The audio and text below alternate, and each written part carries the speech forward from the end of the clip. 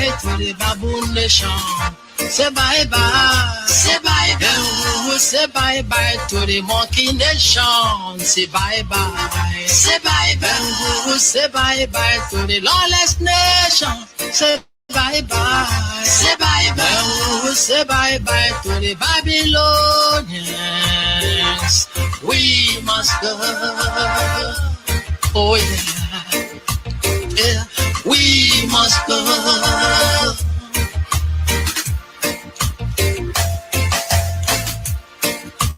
Imagine we be true in that contraption. Living with people who doesn't know their left from their right.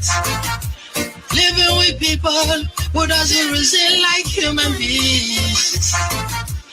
Living with people who doesn't know the value of life. Living with people who doesn't respect the rules of law. Living with people who destroy the future of their children. Living with people who keep on going backwards today. Reason with me. If we are wrong to ask for our freedom, hey, we will say bye-bye to the monkey nation. Say bye-bye, say bye-bye. And we will say bye-bye to the baboon nation. Say bye-bye.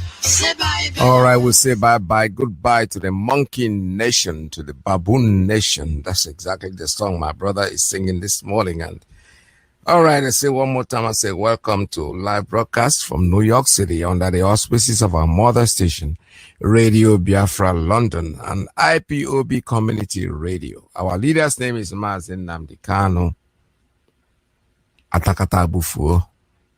The man, you know, the chameleon, if you swallow him, he will kill you. You throw him in front of your house, he could smell you. You know, we are here to actualize our nation. Yesterday was great. Yesterday, I cannot tell you how happy I was, and that our people are taking instruction, obeying instruction quietly. We are not dragging. We're not trying to take what doesn't belong to us. All we are asking for is our own freedom, and we are going to get it, regardless of what anybody says. They can be running around and fooling themselves. You know, for them, the politicians, the so-called politicians, you have seen through your own eyes that you are powerless. You are powerless. You're just a stooge. You're just there, toothless bulldog. You cannot do anything. Tell people to sit at home and let us see how many people that will obey you. Stop fooling yourselves. Wake up. Mullah Muhammad is already crying out very, very loud. That he doesn't know what the governors are. Now he's blaming the governors. Like Mohammed, the warning I'm going to give you is that this is only in Biafra land. We are eventually going to pass it on to your 36 states. Don't forget that we are all over the place. Until you let us go, you are not going to see peace. That is guaranteed. Until you allow us to go and run our own way, the marriage is over. We don't want the marriage anymore. Let us go. You know, they're talking about plebiscite. Some people are saying they should give us plebiscite. Is the same thing with referendum anyway. Just a fancy word for referendum. It's the same thing. That's what we have been asking for. We've been talking about it. And there is nothing anybody can do to stop what we're doing. We will get that referendum and we'll go our way. Either give it to us peacefully. It's better for you because you know something. It tells you where you stand. We're already sending the message across to you that we are a nation of our own. They tell you what to do, and that's what we're going to do. It is not over, IPOB. This is the beginning, the first Monday. Another Monday is coming. Unless they release our leader before that Monday, we are going to repeat the same thing, and even better. Now we're going to extend it. I'm going to put on the force on the KK people, the Okada, whatever they call them. The sit at home involves you also. It's time you have to respect yourself. You are not different from the man. The man who's selling onions in the market is same thing with you. He's looking for his livelihood. You are also looking for yours. If you cannot pack your KK or your Okada or whatever you call it on a Monday, get ready for anything you see.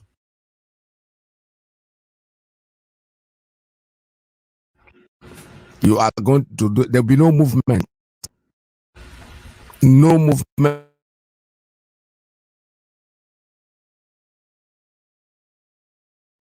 That is their problem. But we are not going to facilitate their movements. There'll be no Okada, no taxi, nothing. Everybody will park on one side. Like what I saw yesterday, I was very happy. But at least I still saw some KK moving around. We don't want that. That is unacceptable. That is very, very unacceptable. We're going to stress on that, the so-called transporters. Monday is the day, even yesterday I heard there was no flight that came in. So if Okada man cannot rest for Monday, for what single day in a week, there is no reason. Even if you're somebody's, renting the Okada from somebody, because most of you don't own the Okada, so you're working for somebody. That person has to realize that that payment for that day is zero. That is his own sacrifice. If you own Okada and you think you can stay in the house and the Okada man will be running around and bringing money to you, no way. Not on that day. He's not going to run around and you are not going to collect anything on that day. The Radio Biafra is there. We want complaints. Call us in and tell us so that we can know them. We're not hiding anything anymore. We are out there to do what we want, and that thing we want is what we're going to do. Yesterday, I made a request from Kanota to call any of the platforms, and I've not received any information that he did. And based on that, I personally, on this station, will not take calls from you until you call me privately and explain to me, not just me, you have to call any of the stations. Speak up on Radio Biafra and deny what we saw on you trying to disrupt our seat at home. We know our leader, the way he behaves, he has no permanent friends. If he can sacrifice his father and his mother for this, it's a very serious thing. So I don't really care who you are. Don't come here. You are not an officer in IPOB. You have never been. You are just like, you are an IPOB like me, like everybody else. You have no right, no given right whatsoever. Like I said, I don't want to believe that you did that. But the coincidence, somebody said something here yesterday. How come the Facebook account is hacked and Instagram is also hacked at the same time? I still don't want to believe it, but I've given you the opportunity to redeem yourself. Redeem yourself. Make a call. Our leader is our leader. You are just his brother. We are all his brothers, though. We're his sons. He is our leader. Not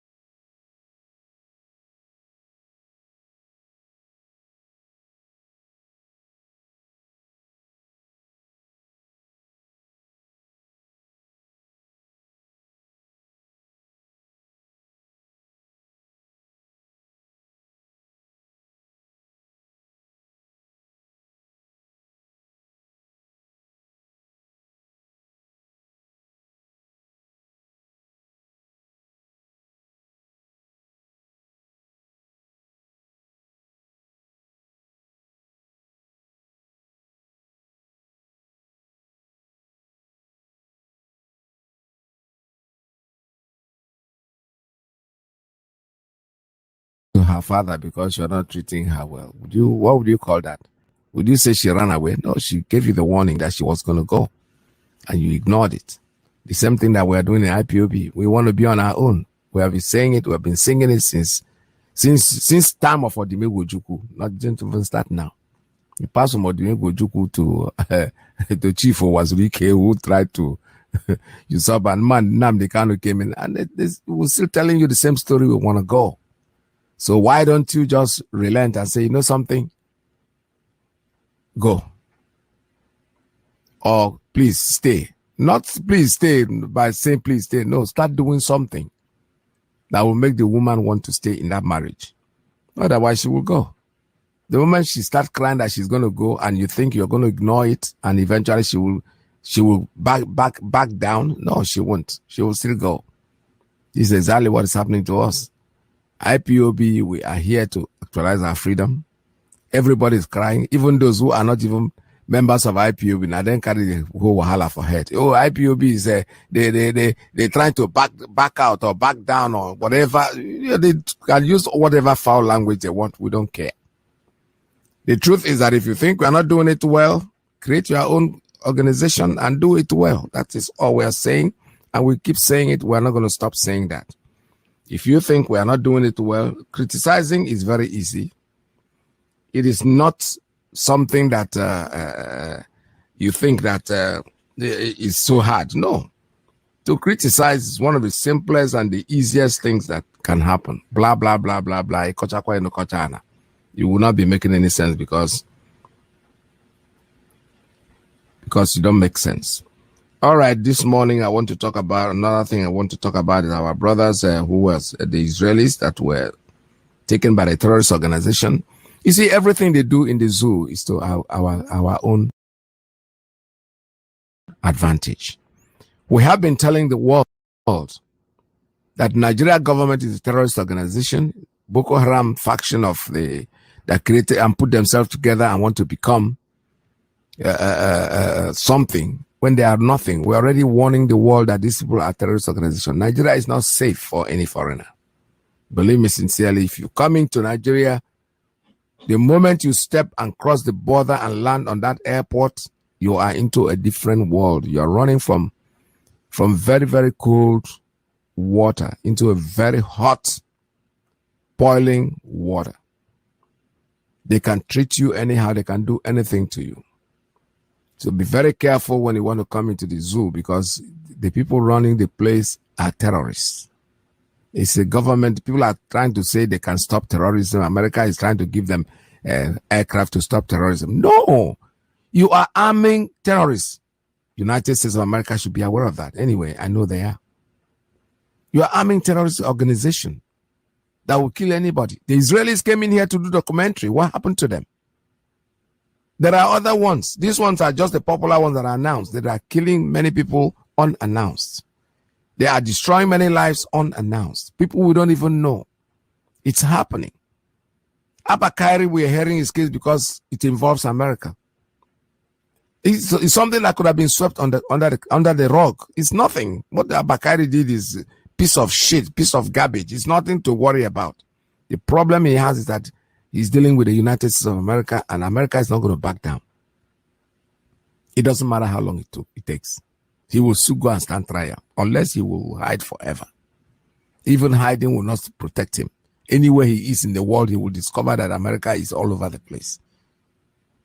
It's better for him, I've said it before and I'm saying it again, it's better for him to just go in, turn himself in, go and stand trial, clear your name, come and live nice whereafter, because at least you've stolen a lot of money, you have a lot of property here and there, you can always survive. But if you think you can run away from that justice in the United States, I will see it happen. It doesn't matter when. You might not go to, look at Nigeria is trying everything to make sure that he doesn't go to United States stand trial. Nigeria, who is lawless, terrorist organization, they never do things the way other people do things. They went to Kenya, they kidnapped our leader from another country. And today they are fighting for a criminal who is indicted not to go and stand trial. You see the way they are. They are terror to everybody, not just to Biafrans, even to themselves. Let's listen to these brothers, the Jewish brothers that came from documentary that were taken. Let's listen to them because it's an experience that they had, honestly, and we need to hear it. We didn't know anything going on in the world. We didn't have any means of communication. We didn't understand why we were there. They basically treated us like animals. The words written there were, "Dear God, please allow me to experience happiness one more time during my life." We became the story, and that was absolutely never our intention. Caged. Listen to that. My name is Rudy Rockman. I'm a Jewish and Israel rights activist, and I'm also the executive producer and host of the We Were Never Lost documentary series. It's a series that is set to tell the stories, struggles, and aspirations of lesser known or disconnected communities of Jews around the world. Our first season is to take place in Africa, and we were just in Nigeria filming our first episode. Unfortunately, after 2 days, we were illegally held by the Nigerian government's internal security service and held in cages for 3 weeks. We're here to set the record straight of what we went through and what actually happened. My name is David Benaim. I'm a journalist and I'm a field producer and producer on the We Were Never Lost series. I'm Noam Liebman of Kavanagh Films and the creative director for We Were Never Lost. So first, you may need a bit of context to understand who the Igbos are and why we went to Nigeria in the first place. Now, the Igbo people are a people with a rich history, diversity, and a lot of culture, and have very similar experiences that other Jewish communities have had around the world that are known in the mainstream, whether it's through persecution or overcoming challenges. They believe to be descendants of a tribe of Israel, specifically of Gad. There is a large community within the Igbo population that has either preserved elements of their Jewish culture, their Jewish heritage, or has come back to their Jewish culture and heritage. And some of them are even now second generation born, where all they know is being Jewish. And we were coming to Nigeria to document specifically their stories. Where do they come from? What have they experienced? What is their history? What are their aspirations? What are their culture? Do they want to stay living in Nigeria? Do they want to come back to Israel? What is their story? And that's why we came to Nigeria.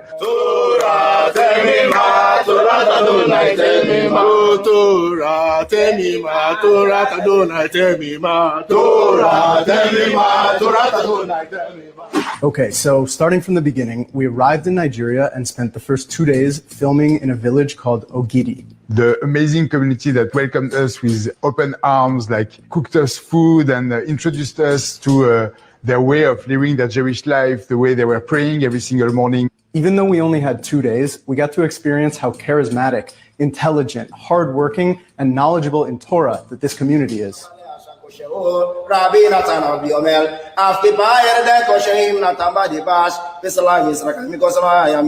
At the end of our second day of filming, we were notified that there were some online posts going viral that had used images of us. We could see that they had completely fabricated stories calling us Mossad agents, associating us to a movement that is seeking to liberate Biafra and to fight against the Nigerian government, which of course we had nothing to do with. Some agents in Israel have arrived. They are here to indeed restore the Biafran nation.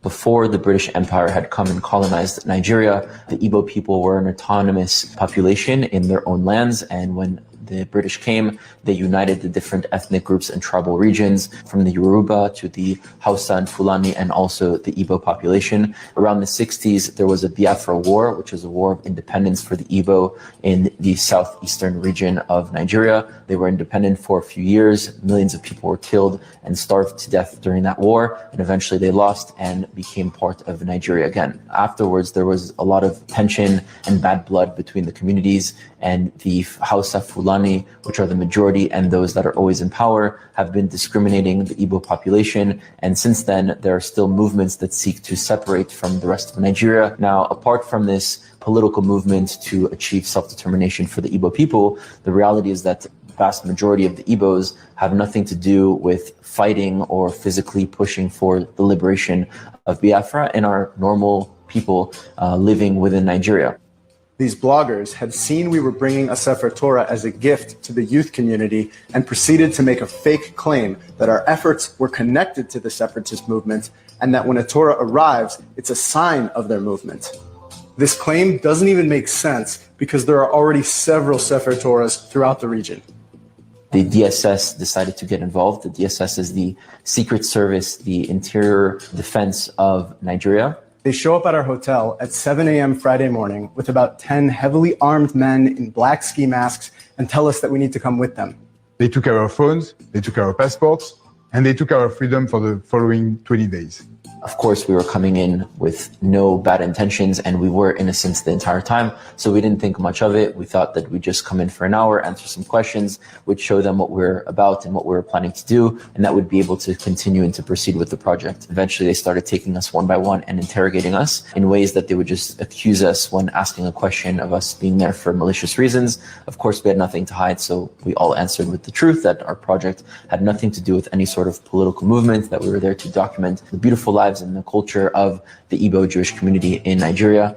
So it's Friday night, and we've realized at this point that we're not going to be able to get out and do Shabbat where we had planned to do. We're in a holding cell and everyone's leaving for the weekend, and we wanted to do Shabbat, but we had no grape juice or wine. So we did the Kiddush over a grape that we found and the motzi over some crackers that we had. And this is how we spent our first Shabbat in Nigeria. Now, Rudy, David, and I know that we have embassies of 3 very powerful countries willing to fight for us, but this is not the case for Nigerians who get arrested.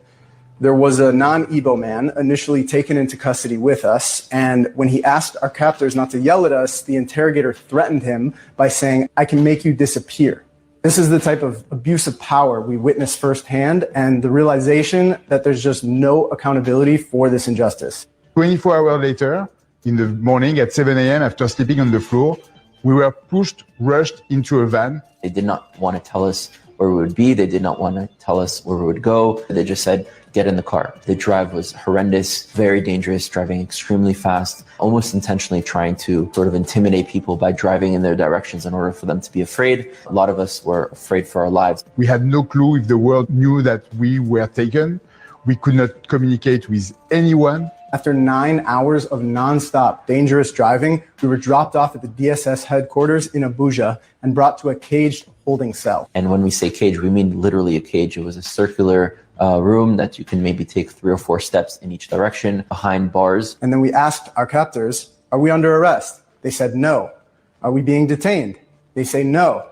So we tell them we refuse to willingly enter this cage. For about 20 minutes, they stood around not knowing what to do because they didn't have the authority to put their hands on us. Eventually, another officer comes in, screaming at his men that they're embarrassing him, and orders them to physically throw us in the cage. First 5 nights, we didn't have lights, we didn't have AC, it was dark, it was hot. No furniture, no beds. We're forced to sleep on the tile floor. We were sweating, there were bugs, there were bottles of urine all over, it smelled very bad. The cage itself looked like what you could imagine in Hollywood movies, besides it was not a film.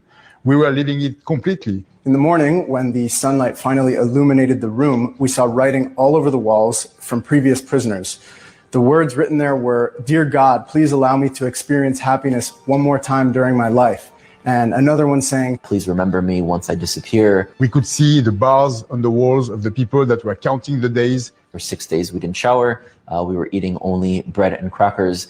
They basically treated us like animals and no hope of knowing at all what was going on the outside. We had no clue why we were being arrested. Finally, after 5 days there, the Israeli ambassador managed to come with one of the consulates from the American embassy to see us. This was the first time that we made contact. And we finally were able to know that the outside world kind of understood what our situation was. Told us that they were doing everything that they can to get us out, that they were trying diplomatic means, and that they were in communication with our families, which was a breath of fresh air, that people knew where we were, and that at least our families knew the location of where they were keeping us. They also managed to speak to the people that were holding us, the DSS officers, and agreed to bring food from Chabad, a Jewish organization all around the world, specifically the one in Nigeria, that agreed to provide us with kosher food. So by day 6, it was the first time that we had a real meal. We were finally allowed to shower. Now, when I say shower, I don't mean we go into a room with an actual shower. I mean, we go to the bathroom with a bucket that they use to either clean themselves because there's no toilet paper, or to actually clean the bathroom itself by pouring water on the floor. And taking this bucket, we would fill it up with cold water from the sink, and we would dunk it on our heads. And that's how we would shower there for the 3 weeks that we were being held. I am immunodepressive and I need my medication daily. If I don't, my life could be in immediate danger, especially in the kind of situation that we are being held on. His medication, along with all of our equipment and luggage, was left at our hotel 900 kilometers away. And 5 days without my medication can be extremely dangerous with my condition. And we kept on telling them that. And we kept on telling them that that was essential that I get my medication, but they would not react. The DSS doctor scribbled down the name of the medication and tells us, don't worry, we'll find some. And we're explaining it's a unique prescription customized for him. It's very expensive. You're not going to find it in Nigeria. And if you don't take this seriously, you're going to have the death of a foreign citizen on your hands. And their response was just, calm down, don't worry. He was feeling very afraid that he might catch something. So he was taken by the French embassy, and he was also hospitalized and finally was able to get his medication. I was sent back every single morning for days to get questioned. The fact that I had to go back inside knowing the way we were treated over there was actually more damaging to me than just the arrest itself. Me and Noam continued in that room, and after a week we were changed to another cage that was slightly bigger but had also another 2 cellmates with us. Those 2 cellmates are accused of doing a terror attack in Abuja, bombing in 2014, and the other one of purchasing weapons illegally. At the end of the day, we don't know these people. They could try to harm us. They can try to do something. So the first week being there, we even walked around carrying scissors from my toiletry bag that I had, and we put it in our pockets to make sure that in case one of them or both of them were to attack us, that at least we'd have something to defend ourselves with. And this was kind of the day-to-day life that we went through. We didn't know anything going on in the world. We didn't have any means of communication. We didn't understand why we were there. Several times, me and Noam looked at each other and were like, how did we get here? Accused of all sorts of things, not even officially charged or arrested. So we don't even have human rights to lawyers in horrible and horrendous conditions. And we just couldn't understand how our lives ended up here at that moment. We knew that Nigeria's own laws state that when someone is brought in as a suspect, the DSS has 48 hours to arrest or release them. They interviewed us for hours on end, took written and video recorded statements. They hacked our phones. They did literally everything in their power to try to find one shred of evidence they could use against us for an arrest. Before the trip, we understood that the government is not friendly to the Biafra movement, but we couldn't have imagined that they would be unable or unwilling to differentiate between those involved in the IPOB separatist movement and Igbos who just want to live a Torah-based Jewish life. In the end, we didn't receive our freedom for 3 weeks. Almost the entirety of this time was spent just sitting in a blank room. No form of mental stimulation, no reading material, no news, no nothing going on other than being trapped in a room that was completely disgusting and looking at each other and not knowing when this would end. We didn't know if we would end up being there for a year, for 2 years, for 3 years. We didn't know if people were actually fighting for us.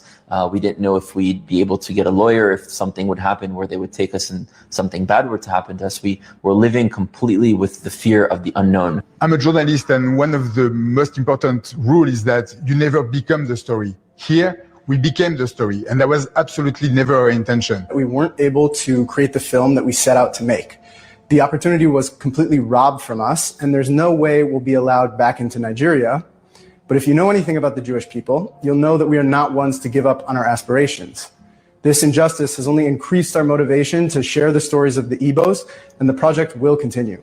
And this is the occasion for us to go back to exactly what our purpose is. Talk about the Igbo Jews from Nigeria and all the different communities that we are going to explore for the future of Who Were Never Lost. We'd like the world to understand that we were there to focus solely on the Jewish communities. And we hope also through this video that the Nigerian government can understand that if they're fighting against movements seeking to separate from Nigeria, they shouldn't be targeting every single Jew and every single Igbo in Nigeria.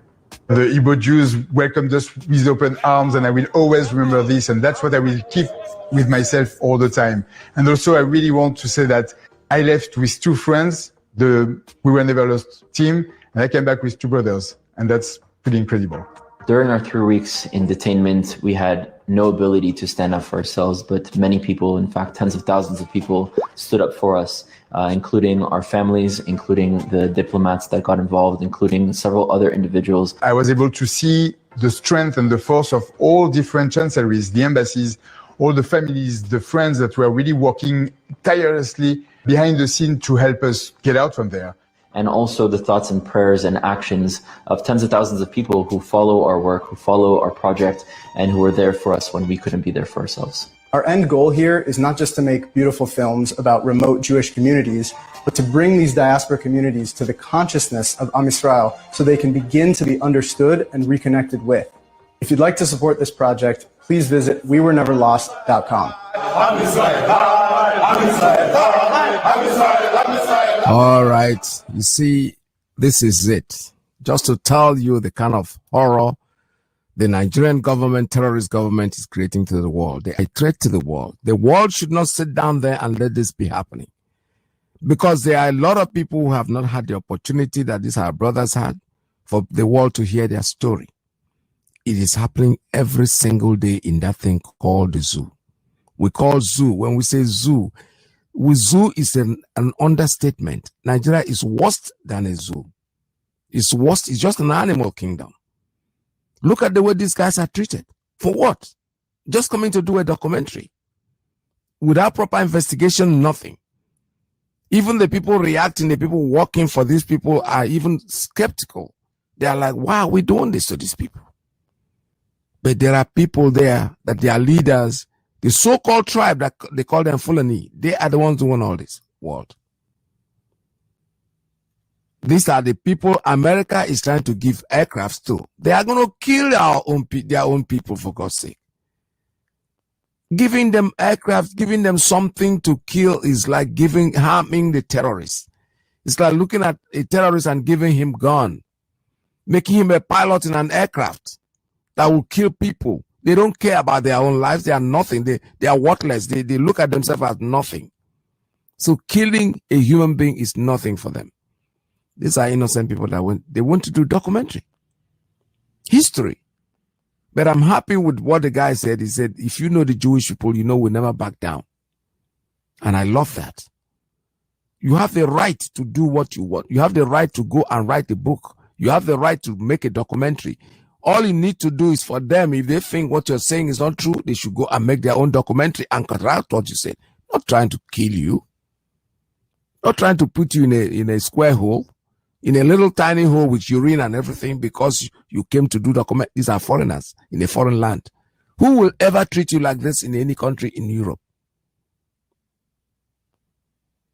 This is the kind, just to tell the world that Nigeria is not what are living as a country, because they are going to do worse things. They are not changing. They are not relenting. It's very dangerous when the government is what is really happening in Nigeria. Let's look at it this way. Let's look at it critically. People are dying every day. They are asking, oh, why can't the government stop? Which government will stop it? The government are the killers. They are the ones killing people. They are the ones that are maiming people. They are the ones that are destroying the lives of their own people. And you think they're going to back down? No. You got to force them to back down. Saddam Hussein and the rest of them, they are no more there. This is something, let them keep doing what they are doing. The only thing I know is that each day that move along, each day bring us closer to our freedom. We're not going to relent. These are innocent three gentlemen that went to do a documentary. Listen to their experience. If they can be treated this way, because they have the voice to come out and tell the world what they went through. Imagine what the rest of them, especially those from the neighboring African countries, imagine what they are going through in Nigeria. You call that a country? All these things are happening because the British government refused to back out. The British government, for them, Nigeria is an industry. It's a factory for them. And as long as their sujis are there, they don't care how many people that are killed. They don't care how many people that go starving. All they want to do is sit on it. But in their own country, they are giving opportunities to other people that want to break away, to take what they call plebiscite, to take a referendum and get off. Why not do the same thing in Nigeria? They will not do that because you know what? They are thinking, this is our bread and butter. How are we going to do? Nobody's trying to take what belongs to you, Great Britain. What we are saying, we need to be free. Once we are free, it doesn't matter. You are not going to take your business away from you. The only thing that is going to make sure that you're legitimate, that's all. So what are you afraid of? You are afraid not just because of us. You are afraid that we might allow other competitors to come in, other countries. That's why you're doing what you're doing. We understand it. We're not stupid. But you know something? You get tired in the end. Because we're not going to back out. We're not going to relent. Imagine it. How many years ago did Odumegwu Ojukwu start this movement? It is still there. In fact, if we had not even given up after that 3 years, if we had continued by now, probably you keep on your toe. But this generation is not going to back out because our children, we are training them to understand who their enemies are. If you think we're going to back out, no. Yesterday will tell you a story. The history of yesterday was that we are in control of our land. All the stooges that we put there, go take your money back because they are not going to deliver anything because they don't have the power to deliver anything. They just be there. They've taken your money. Give them more money if you want. But you are wasting your time. You're pouring water on the back of a tortoise because the water is not going to hold. It's not going to be there. The duck, when it shakes his body, the whole water drops off.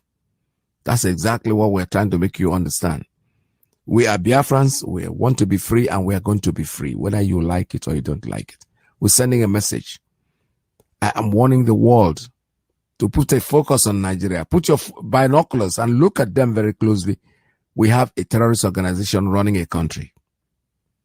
What the Jewish people saw, these 3 journalists saw, they are going to see more than that other nation. Other people are going to see worse. No proper investigation in anything. All is just do. Just take you and treat you anyhow. They are alive today because people doing it are warning themselves too. That, you know, these people are Jewish people. We don't want them to come here and kill us because they are cowards themselves. They are cowards. They use British people. They go down. They use you to fight, but they can't do it themselves. Who said they are not aware that Nnamdi Kanu was abducted in Kenya? Of course, it was their plan. We know. The British government is like, we can't touch this guy here because he's a citizen. Because if we touch him here, our country is going to shout. The people are going to make some noise. So let's send him to Kenya. In the Kenya, just Uhuru, whatever is his name, Kenyatta. Let's just use him. And they used him, but you know what? They have used him. He is going to defend himself. Our leader has to be taken back there. Nobody's going to try him. We are watching.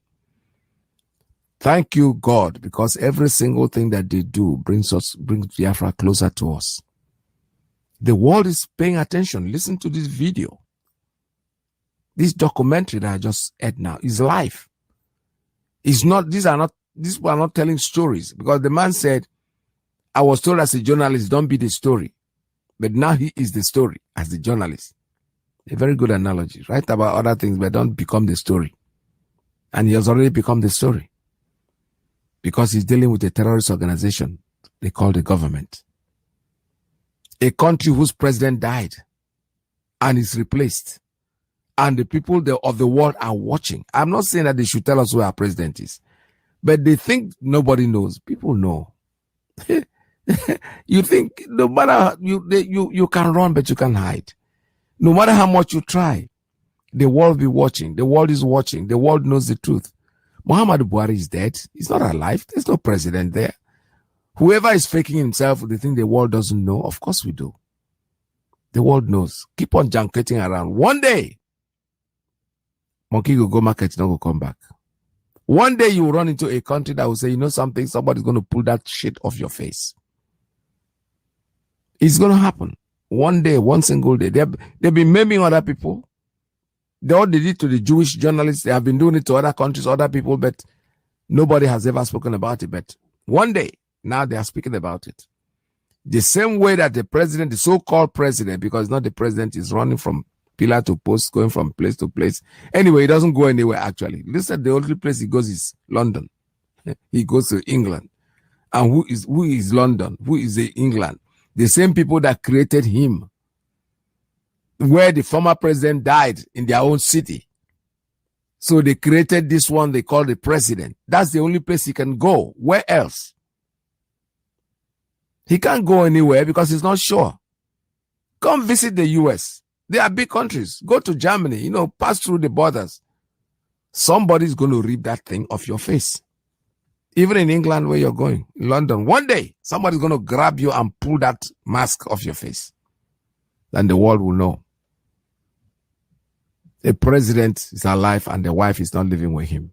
The first lady. She is not living in the zoo.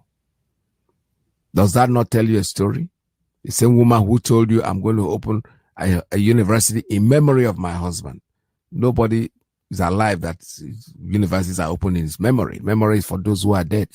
She is aware that her husband is no more. She's a widow. She has no husband. She has already told you, don't call me the wife of the president. Call me the first lady, not the wife of the president. Yes. That's the message for everybody. But we are still pretending as if we don't know anything. Nigeria is a terrorist government. The government in Nigeria is terrorist, a threat to the world. If the world keeps quiet, it's not going to change. Who will change it? The world will change it. Saddam Hussein was never going to change until the America made him change, gave him the change. The aftermath is not important. The important thing is that the person will be forced to change because these people are not going to back out. We have a terrorist organization. They are beginning. If they can go to an independent country to hijack someone, kidnap somebody without caring. No, for them it's nothing. We can do just about anything we want. All they've said in their mind is that after a while it's going to end. They're going to make some noise and it's going to end there. They have a criminal who is supposed to be this commissioner of police, of the DIG, Inspector General, deputy. He's a criminal, he's a thief. They are calling him Super Cop. He's not a Super Cop. He only played on you guys. They did the point that what he did is in his DNA. He just forgot himself. And no, not that he forgot himself. In fact, he never thought America will ever get involved in his case because they are the only people they are scared of. If a horse puppy was taken by the British and they do all this, forget about it. The British government won't do nothing because everything that they do is for their own interest, their own benefit. But I'm happy America is involved in this and I don't see them backing down. Forget about it. It doesn't matter how long it will take. Bakari will stand trial unless he dies, which is something I know they're going to do. They're going to kill him back in the zoo just so that others will not be implicated because he's not alone. We know that. No matter what they do, no matter how much they try to hide this evil, it will eventually surface. It's just sweeping the dirt under the rug that will eventually materialize. So we are now, it's time for me to start having a conversation with you. Please call us at 646-920-4541, 845-344-7984, +1 929-406-9953. I'm sorry about this morning when I started. Unfortunately, I was not coming up. I didn't know what happened to the system. I had to turn it off, but it appears that everything looks okay right now in my face. So if you're not hearing me, let me know. But I guess I know you're hearing me anyway. There's no doubt about that in my mind. This is Radio Biafra USA 2. And in a few minutes, I'll start taking your calls. Just stay tuned. Don't go away.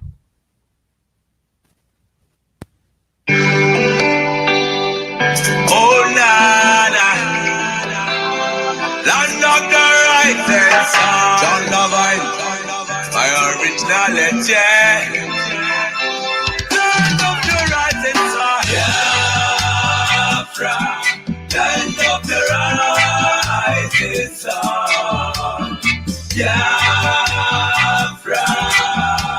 My home, my fatherland. Biafra, land of the rising sun. Biafra, my home, my fatherland.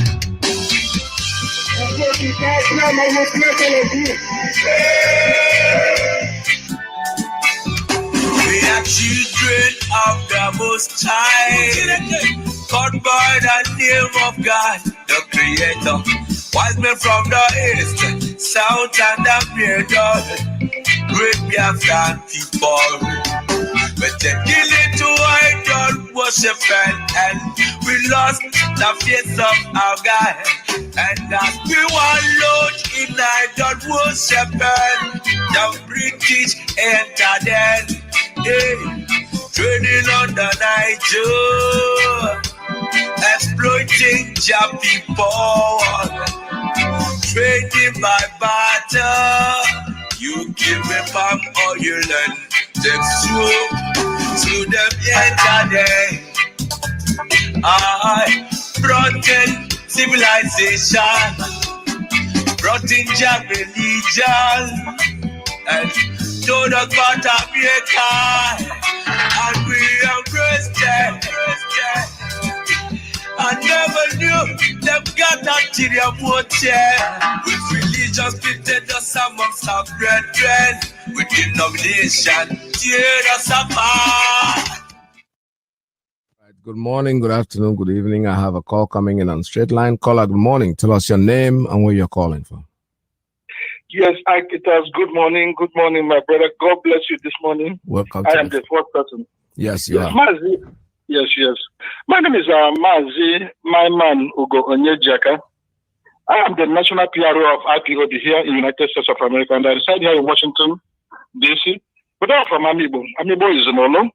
Amibo is the home of the tiger, and Amibo is the home of Kinjaja of Popoto. MAZI, I thank you for all you do for Biafra, and I thank God Almighty for MAZI Nnamdi. Yes, MAZI, yesterday we showed these guys, we showed them who owns the land, who is the owner of the land, and it has been proven.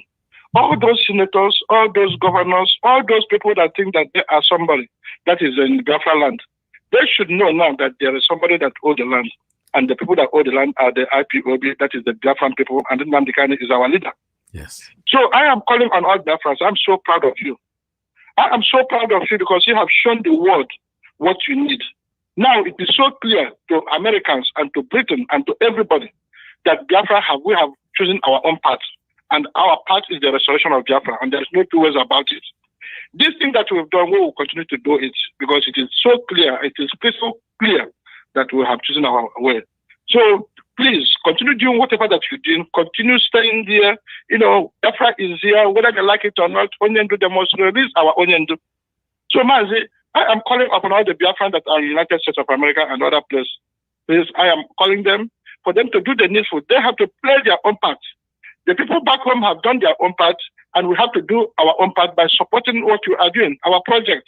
Remember our project is to fund the ESN, the Eastern Security Network. You know what the Eastern Security Network, you know what they do for us? They are the only people that will have to secure us.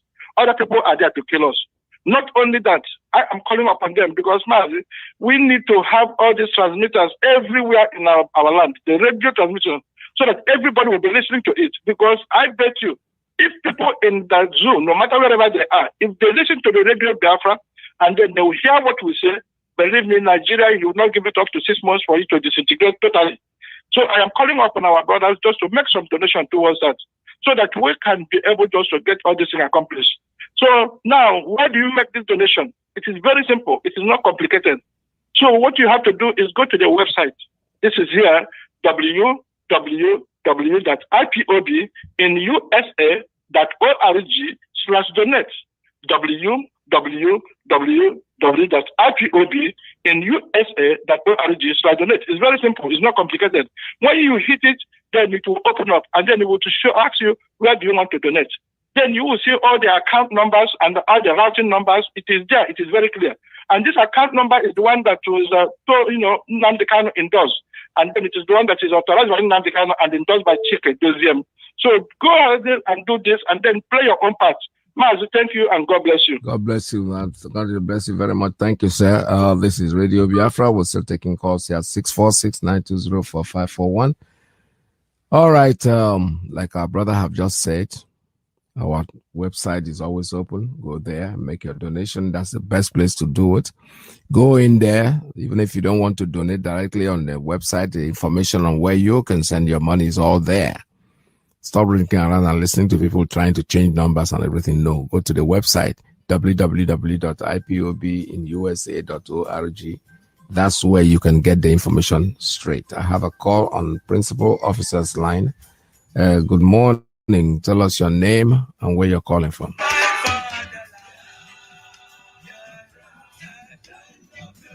Hola on Principal Officers line. Are you there? Hola, good morning. Tell us your name and where you're calling from. Dr. Peter, good afternoon from here. Welcome to the program. Thank you. Good afternoon, Biafrans and lovers of freedom. Pastor Jack on the line. I want to first of all congratulate the Biafrans for observing the wonderful sit at home yesterday and also showing the world another level of referendum. And everybody knows that our people are prepared to go. It's only British that are orchestrating this whole thing to make sure we remain in bondage. Yeah. Having kept us under subjugation and bondage for decades, yet these people are not satisfied. And they keep us in bondage through our black people, but they allow themselves to be used. You don't play that documentary. You see what they did to the foreigners. And that documentation, in fact, has helped us to tell our story. It's going to help us henceforth to tell our story. Because most time when you are telling the other part of the people, the Westerners, some of them may not understand. Some of them may be saying, it's like these people do not know what they are talking about.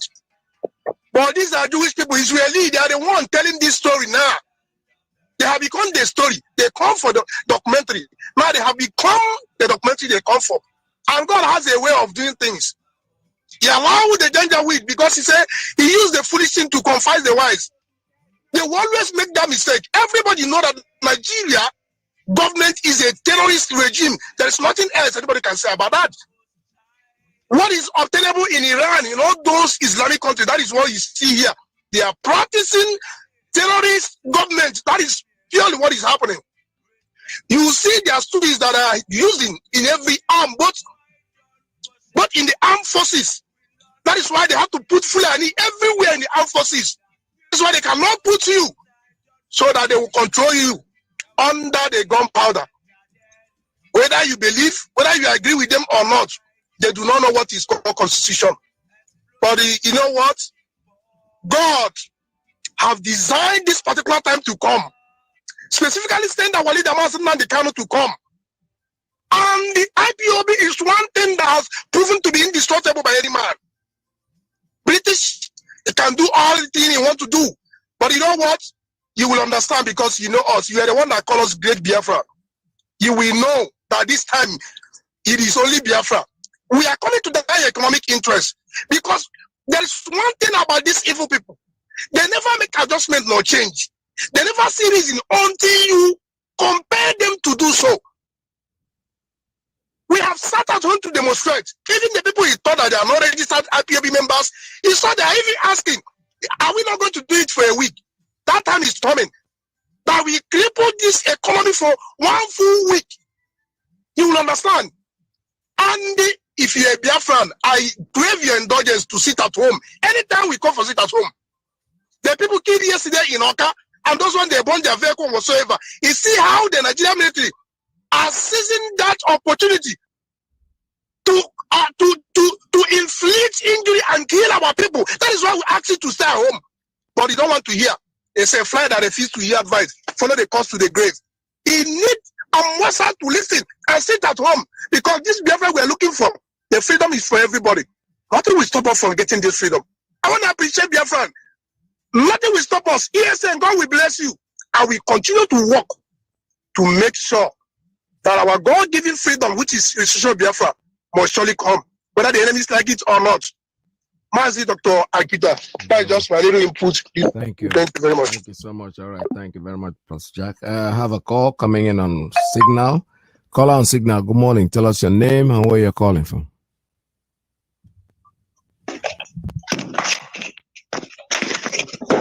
MAZI, Peter. Good morning. Welcome to the program. Good morning, sir. God bless you. Thank you for giving me the opportunity. Thank you, sir. You know, I'm first of all, I'm Ochuan Daddy. I'm calling from my location. You see, there was I like this very documentary of the Israelis that we just played just now. It's for the world to know. You know, we have been telling them, we have been shouting and lamenting and telling our stories. But now Elohim have used it in another way for them now to be our voice, to tell the world exactly what is going on, what we are passing through. Now they have witnessed the whole thing firsthand. They have seen it by themselves, not hear faith. Now they are the one telling our stories. It will go a long way for even most countries that didn't know anything about Igbo Jews or something like that. Now is the opportunity for them to know. So there's something like these people are existing in this same contraption. The British know everything about us, and they are the demons that are holding us down. I can't believe how demonic and wicked these British are. For a decade, from 1960 to now, these people are still holding us down up to today. That means now there is something more. I think there is something precious, something so delicate. There is something about these people. The world needs.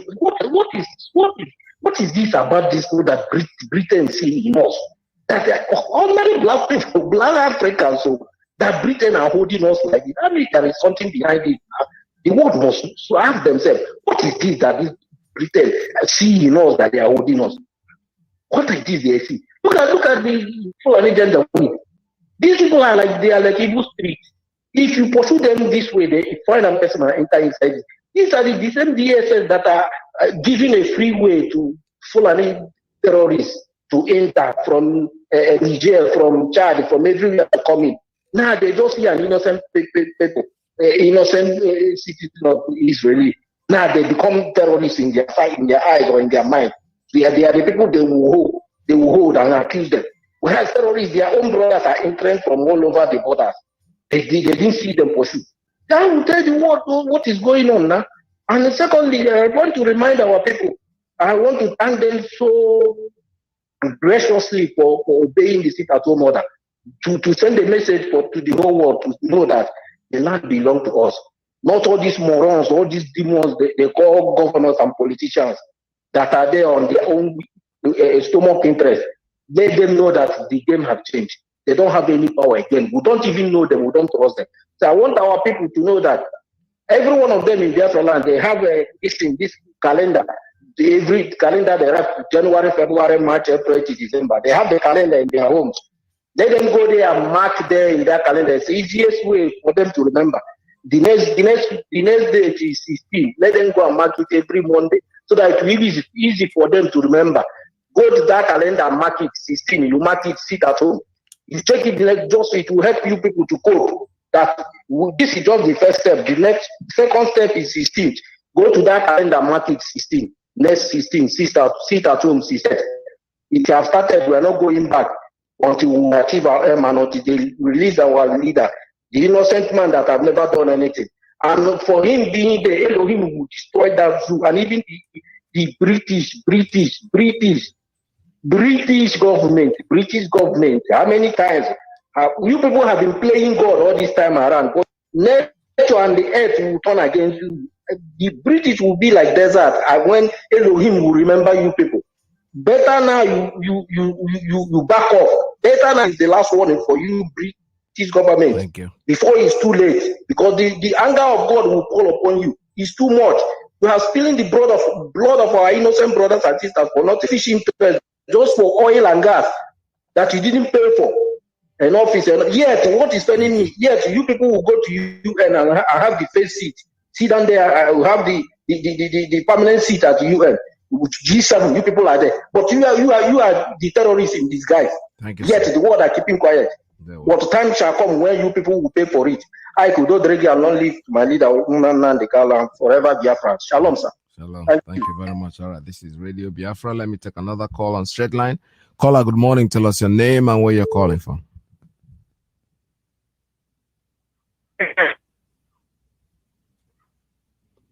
Caller on straight line. Are you there? All right, that call looks like it's not coming through. Let's take another one. Caller on straight line, are you still there? So, okay, Joe hung up. Fortunately, I don't know what's happening to that line, but the line is okay. Let's take a principal officer's line. Caller, good morning. Tell us your name and where you're calling from. Okay, I'm calling from Tunisia. My name is Ebita Akron Ebita. I'm from Biafra land. Welcome to the program. Thank you, Cross River State. Thank you. So Yes. I'm so much happy for the sit at home, and I pray that all the leader of IPOP worldwide, God should stand with you people, because why I'm saying this, I from Ito, Odukbai local government, Cross River State in Biafra land. We are suffering many years that my people suffer, so many years till today. We don't even have direct road from our village to Cross River State. We don't even have good life, like anybody who finished secondary school there, just go to fish. After the fish, we don't even have a road to go and sell what we have. So I was very happy that this IPOP and God Almighty will always support our leader MAZI Nnamdi Kalu, because he's a great man. And those of us, those people who never believe in IPOP, who never believe in Biafra land, it will be like film for their eye one day. Yes. And I'm so much happy for you people, especially the leader of IPOP. Even when our leader is in jail, you people hand over this thing in the right way. May God bless you all. Amen. Thank you, my brother. Thank you so much. Thank you. Thank you very much. Thank you very, very much. Yeah, that brings in. I'm very happy to hear from somebody from Cross River, because I've been crying that they should have a radio station, relay station there. Although somebody told me that it's already there, but I don't want to believe that, because I have people from there who can call me and tell me, oh, you know, our radio is working and our radio is not working. But today I'm hearing from my brother. My brother, he doesn't live in Cross River right now. I think he called from somewhere.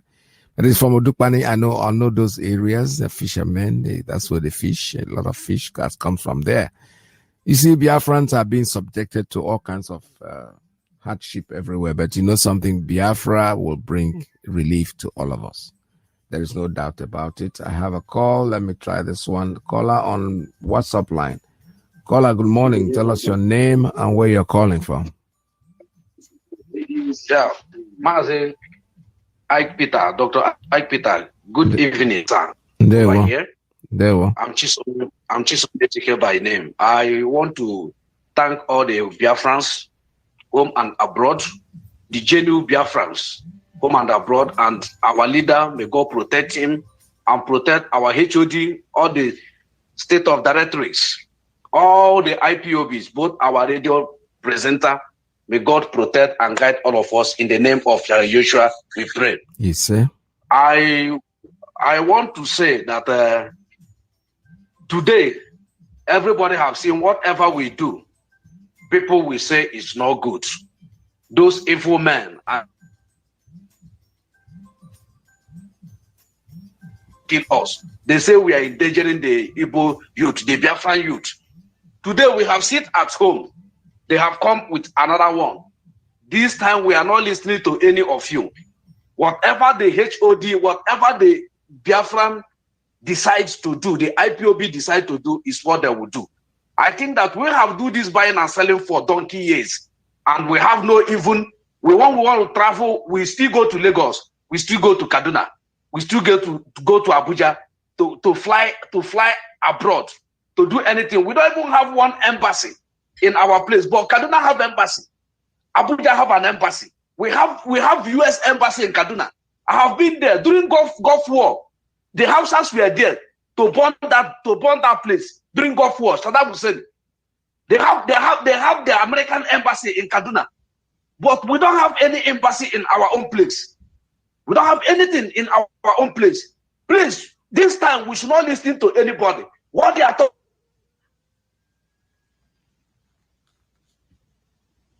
40 years for their freedom. When they walk, they do this, they do this, they do this. This is our own time. Every person has to sacrifice. Every person has to sacrifice for tomorrow. Our politicians are doing for them to eat today. We are planting what our children and generation we eat tomorrow. Our leader has sacrificed everything he has. Our leader has sacrificed everything. So what are we doing? We will come out and support him. And support not even him. So support all ourselves. Being the Biafrans to support the cause of Biafra that Biafra will emerge tomorrow. So people that are writing Emeka Obasi, or you call yourself who, I don't care who you are. What you are saying is rubbish. The whole Igbo youth, the whole IPOBs supports this cause, and we will support it to the end. Till Biafra come. Even though they release our leader now, we still do what we do to you. They give us that Biafra. That is our last bus stop. We don't care who else is gone. That is what I want to say. Thank you, sir. Thank you very much. Thank you very, very much. It does not matter what they say. We're still going to do what we are doing. Monday next week is coming. Another sit at home. It's going to continue unless in between now and then our leader is released. As simple as that. All those people telling you we are monitoring the trial of MAZI and Nnamdi Kanu. We are not interested in your monitoring. We're interested in the sit at home that will continue unabated until he is finally released. I have a call coming in on straight line. Good morning. Tell us your name and where you're calling from. Hello. Hello, good morning. Welcome. Turn down your radio. I can hear my voice on the background. Okay, my name is Okereke. I'm calling from Spain, Madrid. I'm from Zone 5. Hi, Peterson. I want to thank you, and I want to thank everything you are doing for IPOP. May God bless you and bless your family. And our principal officers, may God bless everyone. And our leader, MAZI Nnamdi Kanu, our Lord, Chukwokike, we serve him free. Peterson, I want to use this opportunity and thank our people back home who facing the bullets. I want to thank them very well for the sit at home they do yesterday. And I want to use the opportunity to still tell them that the coming Monday, they have to do in it so that our leader will release. And they have to bear in mind that 100% Biafra must surely come. Nothing can stop it. Peterson, do you know my wife, one of his sisters, was working for zoo police. So when he went to work, then I told my wife why they allowed his sister to work this police. So unfortunately, he started working DSS in Oka, in GSS, also in Oka. Then, yes, that for yesterday was telling me that then that it was last week. He was telling me that he want to stop the police, that non-government are killing a lot of police, that even all the police, they fear now. Even they don't like to wear their uniform and go to work. Even the DPO tell them that they have to wear uniform, and they refuse, that they cannot wearing uniform and go to work because of the way they are killing police, the way police are dying.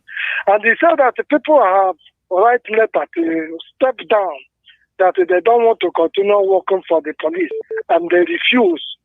And the government refused, that they cannot remove them, that they must work for their country. And yeah. He said even most of police, they are resigning without they don't wait again to them to approve that they will resign. Because so many of them, they have right, they don't want to work for police again. So he told me that he don't want to work for the police, that even him, that if he's going, he don't know whether somebody is monitoring or know where he's living, because of somebody cannot point to where he's living. He said the same thing with other police and the other military, that when they are going alone, they don't wear their uniform, even the military, that because of the killing and they put somebody to monitor where he's living. So he said that he want to start this. Even I sent him money to pay don't want to doing it because of that killing of Nigeria. So you see, Nigeria, all the police, even our people who work, they are not working there because of they don't know what to do. So now many of them are resigning. And all of them will resigning until Nigeria will go down. We're fighting for Nigeria until Nigeria will go down. Yeah, so I want to thank you. God bless you, and bye-bye. Thank you. Thank you so much. All right, thank you very much. This is Radio Biafra USA too. We're still taking calls here. There's an article here on Eastern Pilot.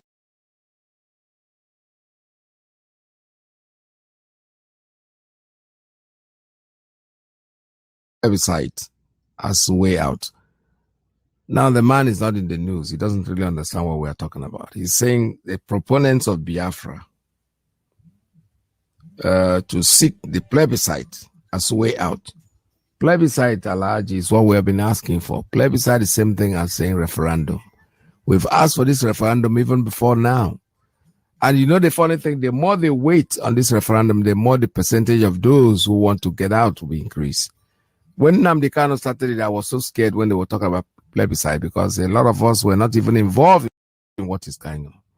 So if there was a plebiscite or referendum at that time, I don't know what side I could have voted to be honest with you, because I wasn't in the system.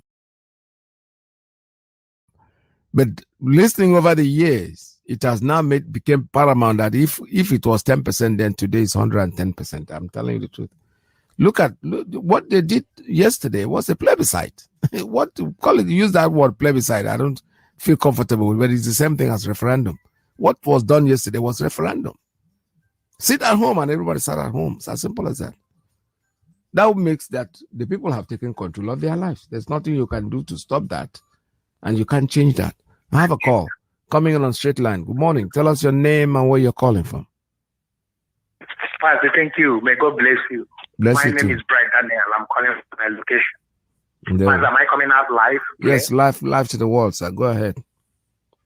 Okay, thank you, Pastor. I want to use this opportunity to thank my people back home. Believe you me, I am happy and we all are impressed for the total ghost down. Do not regret it. Do not regret it. But I have a message to owners of Keke Napep. My message to them is this: all these people will give our people Keke to drive for high purchase. You know, if I not get them today, make I loss tomorrow. Please, I want you people to take this message back home. Konya who will take a high purchase. And my yoga, you're saying, Diko, when you're not practicing, now you will lock down on Monday. We get a lockdown every Monday until they release Mazen and the can. You will not make any profit if he is being killed by the Nigerian military and your Keke will be born. Please, you will use 800,000, 900,000 by Keke. My message to you is this: remove Monday for your Keke driver operator. What are you about Monday? Where Monday? No. Monday I have for all of the Keke. Where Monday there? Where Monday there? Biafra. All you people way there for home, where we live for home, for go outside, go hustle. We are begging you people who know where Monday there and you make una use Monday settle Biafra. I am appealing to everybody. We give somebody take make it the drive. Maybe when you go smoke, you go finish, you carry take inside road, say nothing they happen. At the end of the day, Nigerian police will shoot you and they kill you and they burn the Keke. You way buy the Keke, you go lost. The person where they drive the Keke, you go die. Now then go accuse that you become you be doing. That is my number one. My number two is this: all these women where they sell things for Wedra Road, they beg you. You not go make any profit in it. If Nigerian come there, come kill you, throw away your food, then go say na IPO be doing, na Nigerian police be doing.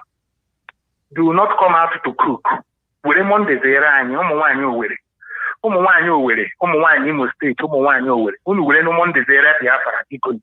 Kwara no unu. Because on the Nigerian and they are babu has no on the IPO be.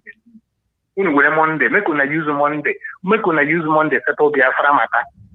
All the women where they for where all the women where they sell fruit, where they sell vegetable, make una use Monday. Clear for Biafra. My last suggestion was, I want to appeal to all our people back home. Those people where they live for Abuja, what they live for Lagos. There is one radio station, this radio station, now there then they manufacture lie. That place then they cook lie, sell them for free. The name of the radio station is 95.1 Nigerian Info. I want you people to please, I'm appealing, if you get 100 naira card for your phone, hide your number, call the radio station. No matter the type of program where they do, even if you're not football then they talk, call them and ask them a question, why you not lock our leader? Shut them down on our calls. Use call the way then they hack our radio here, Radio Biafra, then they attack Radio Biafra. For all of us, I here. They attack and they close our leader account for Facebook. They shut us down. Therefore, I'm appealing to all of us. Call 95.1 Nigerian Info Abuja. Call 93.7 Nigerian Info Port Harcourt and the 93.7 Lagos. Now there then they cook all the whole wicked lies we they hear for this world. All the hypocrisy and propaganda in journalism. Now there then they cook and they put. Everything about Biafra and so in that kills us. I beg a call. And they destroy their lives because it's a media warfare. You know, if you come out for rally, you know, go see to contribute money, hide inside their house, hide their phone number, call them, and they dismantle all the lies. Well, then they cook against us. Thank you. Man, so thank you. May God bless you. God bless you. Thank you very much. I have another call coming in on straight line. Caller, good morning. Tell us your name and where you're calling from. Good afternoon to you, sir. I'm Dr. Ike. I greet you, sir. There we Thank you. Greetings to you, my brothers and sisters, Biafrans all over the world, friends of Biafrans and lovers of freedom. The blessing of our Heavenly Father, Chukwu Biama, will continue to keep us moving forward. My name is Ugo. MAZI, you see, I thank all Biafrans, more especially Biafrans in Biafran land, who listening to the instruction of our DOS. Our DOS, they learned something good from our leader, MAZI Nandekano. For that reason, any instruction that comes from them, we are out to listen to them. They mean well to him. We sit at home yesterday. So if we do us, some people that doesn't love the truth, they are not happy. So we are saying, if you are not happy, go and jam your head at the wall so that you will die. The reason why I'm sounding this way, there is nothing you can do. And the Zoological Republic, their citizens and their pro-elite will be happy. Remember, we are supposed to be protecting, if assuming that the zoo is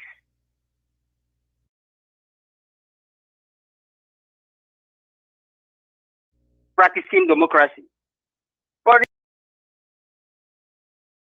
it is clear that they have killed thousands of us when we are displaying our anger in a civil manner, which they call protest.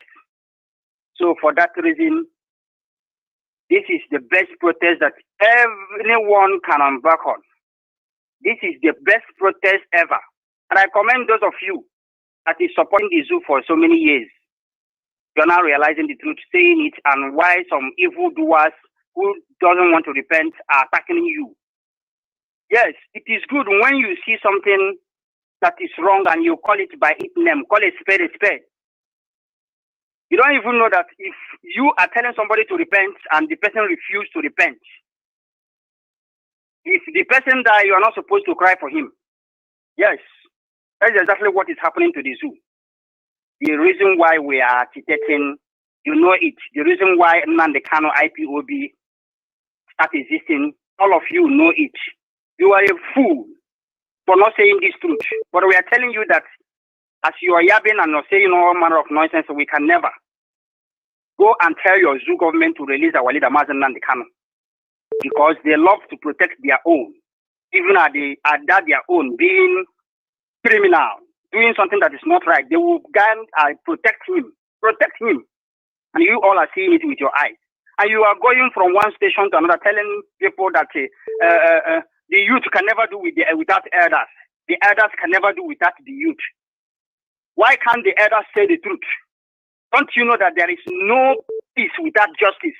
All of you are crying every day, lamenting. You want peace in the zoo. But what you're laying foundation is destruction. What you're laying, the zoo is laying foundation is intimidation, killings of innocent people. How can you get a peace? As you are laying the foundation of destruction, how are you expecting to get? You can never get that peace.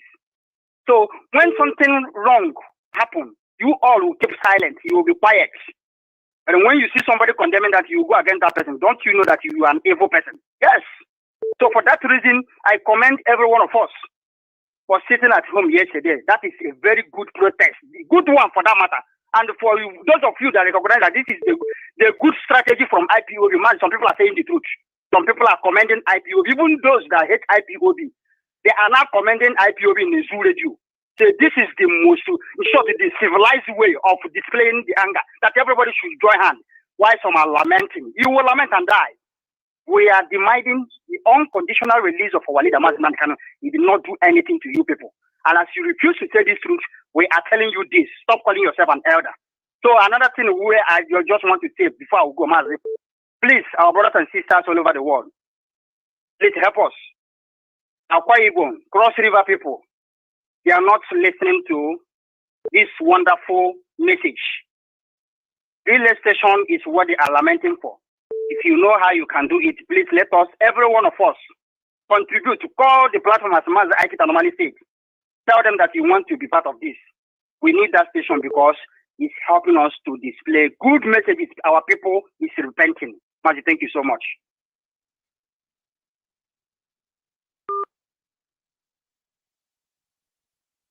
Okay, can you hear me now? All right. Radio station is very, very effective. What we did yesterday is because people have been listening, and when they listen, they take simple instruction. We need it in Akwa Ibom, with Cross River especially. I want us to bombard the place with relay station so that the people can get together and understand what we are doing.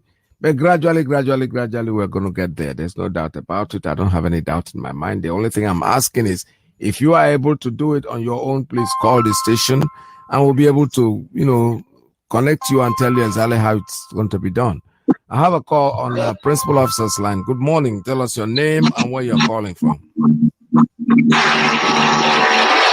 MAZI, are you talking to me? Yes, good morning. Welcome to the program. Thank you very much, MAZI. It's on WhatsApp, MAZI. Thank you very much, my big brother. There we go. MAZI, thank you very much, my brother. I appreciate you so much, and I appreciate my leader and dear friends worldwide. MAZI, there's something that makes me to call this afternoon. That our brother that called is talking about that radio stations. Please, dear friends, when somebody come here and tell you about you should call, there's the reason why he ask you to call. Please, anytime he calls, drop their number. We have to call them because we need to close any loophole where they used to attack us. Because there is one program Samarepa is doing, very, very important, about what is happening. MAZI is regarding this Abakari stuff. Because we learn a lot from that, what FBI wrote about Abakari. So we are taking precaution to make sure that we close every loophole that these people are coming against us, and we dish it out, all their propaganda, so the whole world will see what they are made of. My brother, next time you come, we need the number. So drop it here so we can call them. People like us, and one here over here, we call them. There is one I call as well, one pastor that come been saying good about he tried to get people in his church, but he deviated. I don't know if Fulani tried to give him some money. He deviated to come and cause problem, to cause our leader, and then we descend on him. And Samanepa descend on him. I called his station on Sunday. I told him what Jesus Christ don't want to hear. He said to drop the phone. I'm telling you, Maz, I know what I told him. He couldn't believe it. I don't want to say it here, but it's very, very. It's not something human being can hear. The man himself will be shocked. Why human being will say something like this? That is where Biafra should do. Fight them. Don't give up. Fight these morons. And later on, he came to retrieve his stuff and try to, amend his mistakes. That is how we should fight them. These are demons. You fight demon with demon. Don't fight demon with the blood of Jesus. Fight demon with demon. That is why our leaders say, what Fulani understand is their language. When they speak some food to them. Mazi, the second one is this, before I drop. Mazi, there is something very, very important our people should know. Is this Abakari issue?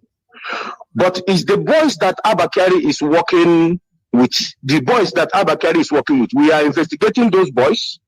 Some of them are from Benin City, yes. They are the ones Abakari are using. Those boys are from Benin, and we are trying to put our intelligence on the ground to investigate exactly where they come from, because they are the ones Abakari was using to kill our people and to burn their houses. Now that Abakari is nowhere to be found, is hiding. We need to look for those people, those boys that Abakari was using to kill our people. Because I had some big boys, they are against us, and they hate Igbo people, and they have proved it.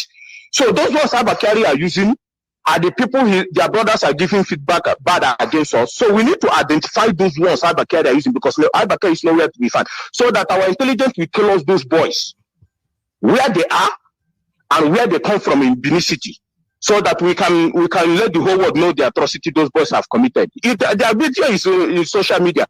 So we need to identify exactly where they come from. Mazi, thank you for giving me this opportunity. All right, thank you very much. Like I said, Abakari has committed a crime, and the America will take care of him. Don't worry about the small we don't worry about those little ones. They cannot do anything on their own.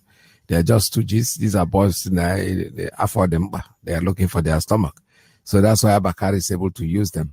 Not that they are very relevant. They cannot do anything. As soon as Abakari disappears, they will disappear. I'm telling you. Abakari is a fire. They are just a smoke. As soon as you take off the fire, the smoke disappears. They are not important. We should not be worrying about them because they are not relevant. We are trying now, by the way we are talking about them, we're making them look like they are something. Believe me, they are absolutely nothing. They are just a smoke.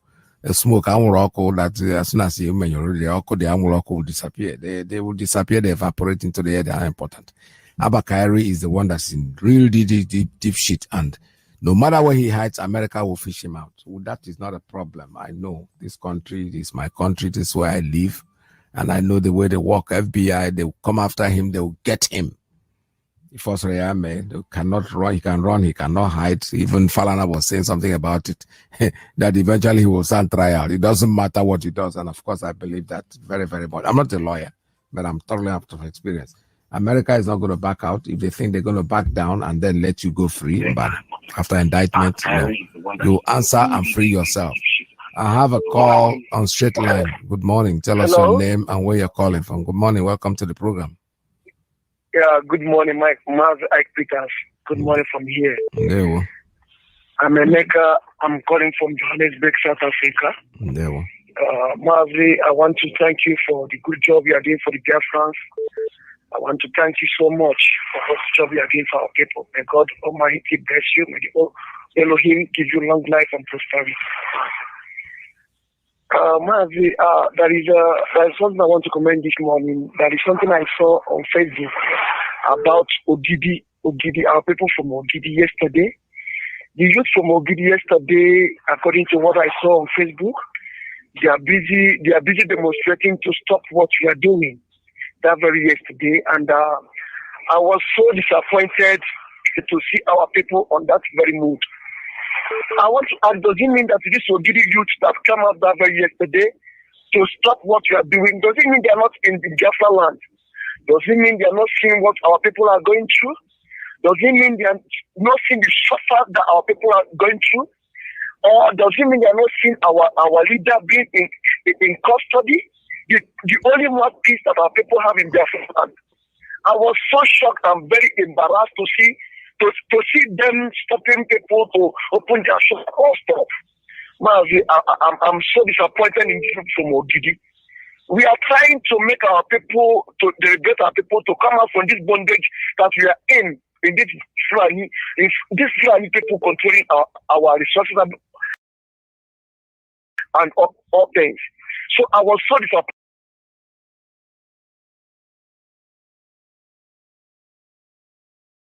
This will give people. Next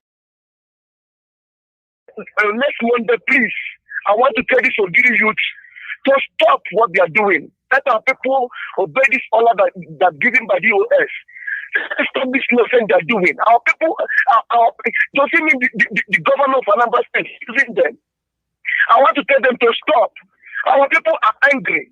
Our people all over the world, we are angry of what is going on in our land.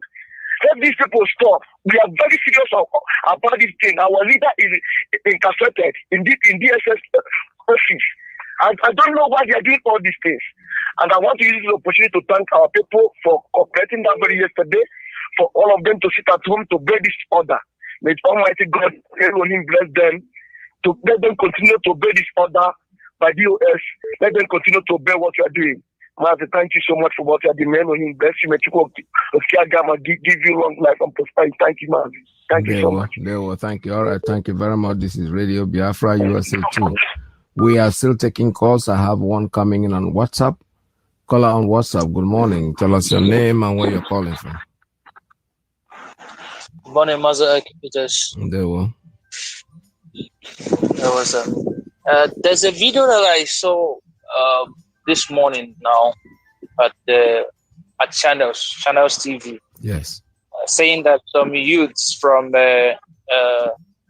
Imo State, they were protesting against what happened yesterday, against the sit-at-home order. That they are not interested in it for the fact that it's affecting so the fact that it's affecting business and all that. An average Igbo man is a businessman, etc., etc. So I'm just asking, does it mean that these people do not know what is going on all over Biafra land?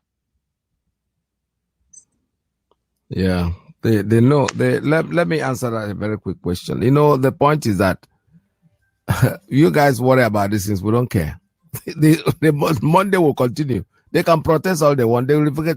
Somebody gave them money to do what they are doing. Unless you have to give them that money every Monday because they already done the job. They are going to go home and be like everybody else. We don't have to. This is a distraction. We don't even talk about them. They are not important. They are protesting. Somebody in Yerehego, even paid some people not to come out yesterday in Aba. They took the money and they still came out. And they still did what they have to do. So let us not worry about these people. They are not important, honestly speaking. I don't even want to talk about them. I don't want to discuss them. I don't want to care what they are doing. Monday next week is another day that we're going to continue. Are you still there? Yes, I'm still here. Okay, go and ahead. Also, I've been listening to your program on regular basis, and I'm trying to listen and see if anyone calls to make announcement of the protest that is coming up in Pretoria, South Africa, because that's where I reside. No one is calling for it, but there will be a protest in South Africa, Pretoria, on the 12th of this month, which is next tomorrow. Yes. The gathering place is at Arcadia Park. Then after meeting there, the movement will begin from there. But we are meeting at Arcadia Park, South African time, 9 a.m. That is the meeting place, because I heard the brother calling Simon Epa talking about people organizing a program in South Africa, but he was told that there will be a program in Pretoria, but the brother was living in Cape Town. So I don't know if there are other places where they are having program as well. But for this one, it's in Pretoria. I don't know about other places.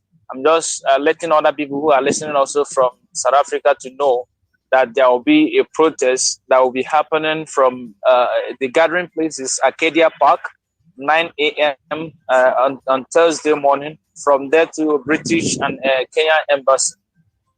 That's all I have to say for now. Thank you. Thank you for your very good work. And I pray that the God of heaven will continue to guide you, preserve you, keeping you in good health as we await the coming out of our leader. God bless you, sir. Thank you very much. Thank you very much for your announcement. You can come in more regularly and announce this, because this is the first time I'm hearing this about announcement. If we have rallies like this, please, somebody had to come in and speak about it. If we don't send it to us on our forum, the broadcasters forum will not be able to remember to talk about it. I have a call on straight line. Good morning. Tell us your name and where you're calling from. Caller on straight line, are you there? It's dropped. Let me take another one. Good morning, caller on straight line. Tell us your name and where you're calling from. Thank you, my brother, Professor Ike Peters. This is your main man, Zindu Kokoro. Thank you, my dear brother. You see, when you started the program, the system was this. When I left to go to somewhere, so when I came back, I just jumped into the middle of the program. So I didn't even listen to the clip you played, which everybody's talking about. But I only want to use this opportunity to commend Biafrans for the how do they call it? The Ghost Monday we did yesterday. Yes. It was so spectacular because this is the only civil disobedience order that I've seen on a very short notice, and it's almost 100% compliance. Yeah. Now, even the governors who were boasting that they will do this and that, they will kill, they will do the police, Fulani police commissioners. They were sitting in their house. They didn't come out. Right. I had wanted them to come out, to come and drag people out of their house and put them on the main road. They didn't come out. They were even lucky that their cooks were living inside the government house itself. Otherwise, if their cooks were living outside, they could have starved yesterday because their cook wouldn't even come to work. You understand what I mean? Yes. That is the thing. I'm very grateful, very, very grateful to what happened yesterday. You know, that has shown the world that we are serious. Yes, we are living this country, whether they like it or not. And I have to thank you again because last night, in the middle of the night, I watched a repeat program of yesterday on YouTube. I watched it throughout last night. I was so happy. So if you can be doing that for us, like after this program, you put it on YouTube again in the night for us to see it. To be honest with you, I don't even have an account on YouTube. I don't know who's doing that. People are putting it there on their own. I've never done that before, and I'm not thinking of doing that now. Yes. Any person that did that should be congratulated because, like those who missed your program and they were fortunate enough to be awake in the night, they watched it on YouTube. I saw it. I was so happy, you know. So that's what I want to congratulate dear friends for the Monday Ghost Monday. Well done yesterday. Then the next one, I mean, that will be very marvelous because now we are now getting a longer notice. You know, the first one was a very short notice. We are now getting a longer notice. So this next one, I think we will shut, even Lagos will shut down. But let us watch out. So this is what I want to say. Mazin Duko Koroya, brother. Congratulations, Professor IP. Thank you, sir. Thank you very much. Thank you very much, Dukwe. All right, let's take another call on straight line. Caller, good morning. Tell us your name and where you're calling from. Good morning, Ike Peter. There we go. This evangelist is Solomon calling from Biafra land. Welcome to the program, sir. Thank you, my dear. It has taken long. Yes. I really thank God for making it possible for me to get you this hour because I've been trying since my account was blocked. I can no longer speak out. But today, God have done it. Yes. I will pray first for our leader, that the same God who have appointed him to lead us to the promised land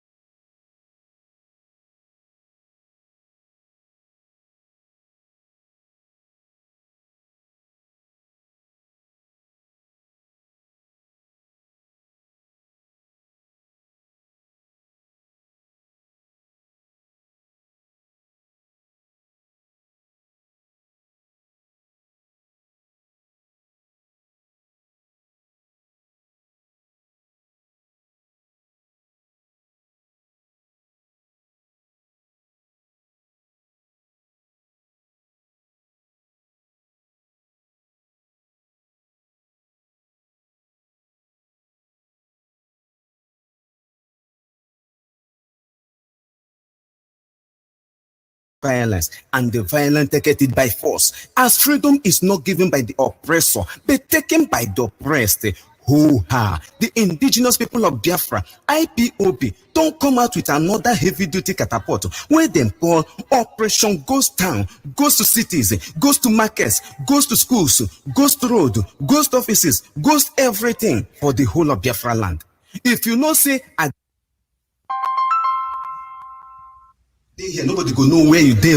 Now him make the indigenous people of Biafra, where you and me, the proper indigenous, don't come to tell how our land go be till they release our leader, MAZI Nnamdi Kanu, the man who don't sacrifice everything sacrificable for the freedom of his people, including for me and you. If you know like what they happen for Ebonyi, Imo State, Akwa Ibom, Cross River, Iguacha, Anambra, Enugu, Delta, and even for your Domoto, you must join this movement. This one no be APC, PDP, ABGA, no Muneya, Wemegu. No. This one, Operation Ghost Town, plus including suspension of all campaigns and the election Kineko in all Biafra land, together with political activities. Governors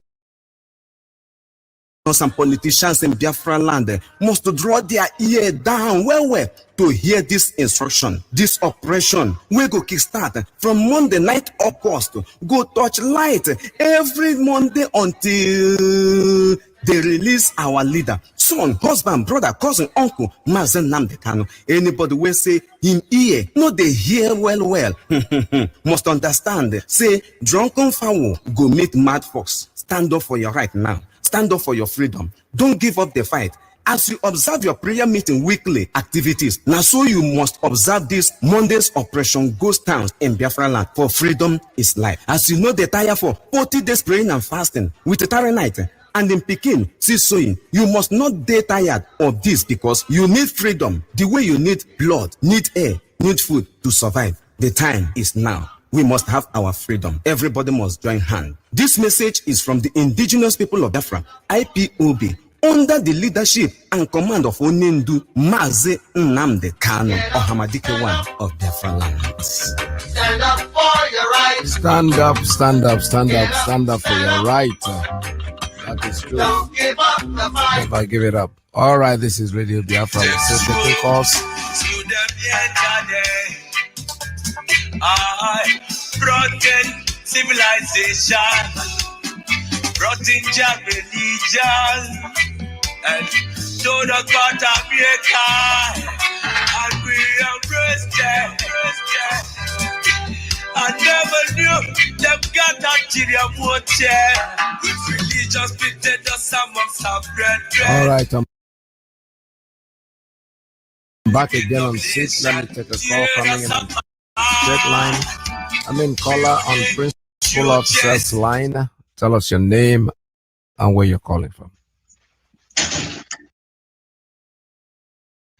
MAZI PETERS, I greet you for the good work that you are doing. I greet our leader. My name is Nanyere. Nanyere is calling from Russia. There were. You see, sometimes our people, I don't know, some of our people, because of money, many people in diaspora are contributing, suffering. Our leader is in prison because of our people, because of we. And we are trying our best to make things better for us. Some useless people collect money, gather themselves. I saw one that yesterday in Imo State, Ekeoka. That one they say is a chairman, market chairman, was trying to tell people that they should come out, that they should open their shop. We are giving all this warning because whenever our people see dead body on the street, they will be shouting, you will not know what he has done that makes them kill him. Now you cannot talk to him. Talk to your brother. This is freedom fighter. Many lives has waste. We don't want to be joking with our lives again. We don't want to joke with this freedom fight. This freedom. If you are not suffering, if the suffering of our people is not paining you, it's paining us in this world. We want to come back. Everybody should mind himself. People are suffering, contributing money to make our people suffer enough. You don't have good road. Look at the market that you are doing business on it. There's no road, no ties, no water, no drinking water, nothing. You come out of the street, begin to protest nonsense protesting. They talk rubbish, say one pray. No praise is all this while. And people should mind themselves. They should know how they do it this time around. We are sitting at home. We are sitting at home until they release our leader. Even though they release our leader, this is freedom fighting. Everybody should take time. Thank you, my brother. Keep on with good work that you are doing. Thank you so much. Thank you very much. Thank you so much. Don't worry about them. Like I said, they are a piece of distraction that is not important. Every Monday, we're going to observe it. The worst they can do for themselves, instead of wasting that energy and protesting, they should take that protest to Abuja and tell them to release our leader. The governors, the same thing. If they are so busy and worried about monitoring what is going on, we are not interested. Put that same energy, go to Abuja and say, you know something, we've lost control of our region. We want this man out. Bring him out. Otherwise, there's nothing we're going to do. We're going to fold our hands and look at them crumble the economy. They are even right now, we're talking about buying and selling. It will affect the multinational companies. We will push the problem to Great Britain. They are going to eventually give up. They have no choice. They can do whatever they like. They can struggle all they want to keep us afloat. But the truth is that we are eventually going to achieve what we want. And there is nothing any of them can do to stop us. They will try, but they will never fail. They will always fail. All right, I have a call on WhatsApp. Caller, good morning. Tell us your name and where you're calling from. Thank you very much, MAZI. Hi, PETERS. Good afternoon from here, MAZI. My name is Desmond, and I'm calling you from MAZI. There we Thank you, MAZI. Hi, PETERS. MAZI, I want to appreciate you for your good work that you've been doing for Biafrans. I will bless you, and I salute our leader, His Excellency MAZI Namdekanu, and also Biafrans and IPB family members worldwide. MAZI, I wouldn't say much because, you know, there is an Igbo music that says, Orologa Jawana. Yes. So anyone who says that he wants to put Odima to, anyway, the point is that Hope Odima will not even be there when the ghost kills you, and also he will not be there when you are buried. So if you are foolish enough to say you want to be stupid, then that is your problem. Because those people that the Nigerian military killed, those people that they say they burned their vehicles somewhere in NBC, the Nigerian military and police burned their vehicle. If they had stayed at their home, would Nigerian military burn their vehicle and their dead body in the vehicle? The answer is no. They would have been alive today. But they refused to stay at home. So, and they came out, the Nigerian military burned them. And that is it. Those people that they killed, the Nigerian military, Nigerian police, and their people killed on yesterday was Monday. Killed on Monday. If they had stayed at home, would they have died? They would have died now. They would have still be here today, maybe hoping that when Biafra comes, life will be better. People are sacrificing, our people are being killed, our land are being strangulated economically, our bushes are being invaded by Fulani terrorists, killing and raping our mothers, our women, our people cannot go to the farm, and people are working, putting their life at stake. Our leader is being incarcerated, being kept on DSS dungeon, solitary confinement, and we are working to see that our freedom, our voice is heard all over the world.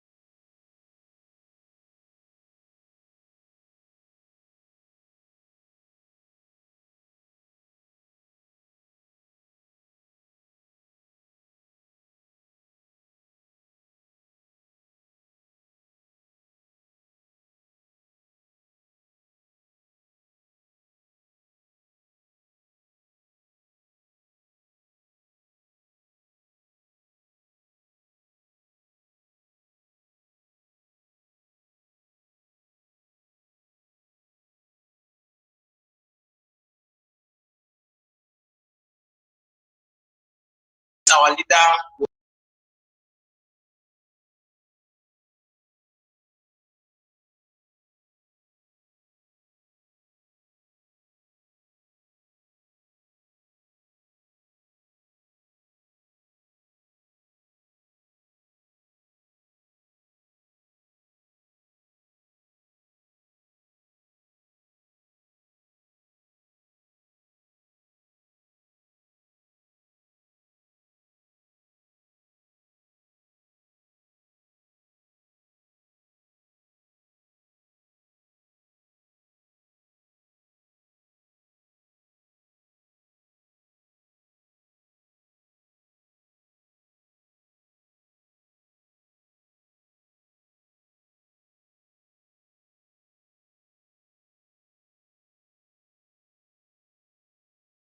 We all have certificates. Thank you. We did from primary school to secondary to university everywhere. Don't beat there. We are here working on the street. It has no use. So nobody should cite anything for us. If you economic strangulation, is there any industry in Biafra land?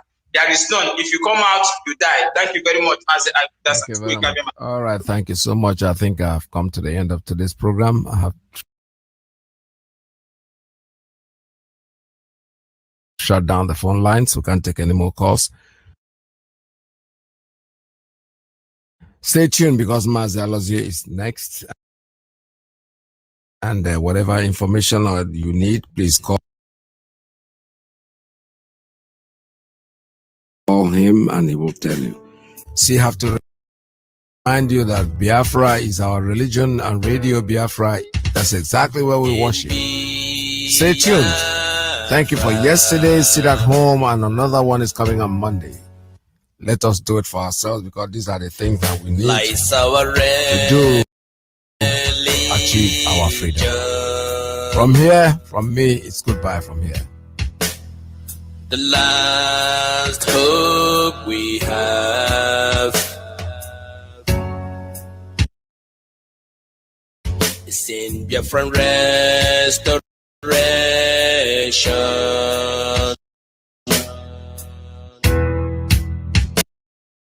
I believe